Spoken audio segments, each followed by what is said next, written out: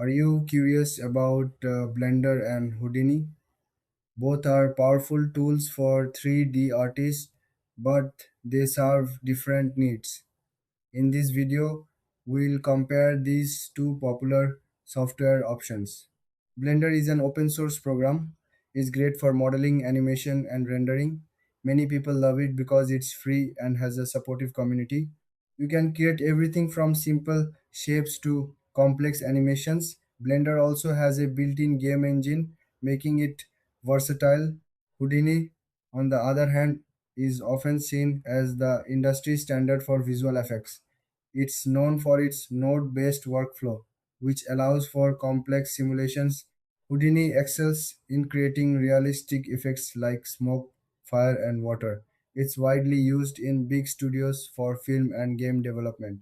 Now, let's look at the main differences. Blender is user friendly and perfect for beginners. It has a wide range of features for general 3D work. Houdini is more advanced and can be overwhelming for new users. It's best for those who want to focus on high end visual effects. When it comes to features, Blender offers sculpting, texturing, and animation tools. Houdini provides powerful simulation tools and advanced rendering options.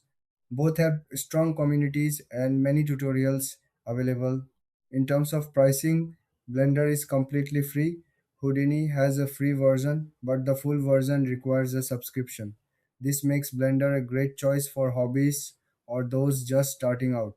So, which one should you choose? If you're a beginner or want a free option, go with Blender.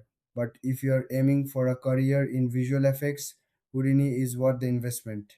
Thanks for watching. If you found this comparison helpful, don't forget to like and subscribe for more videos.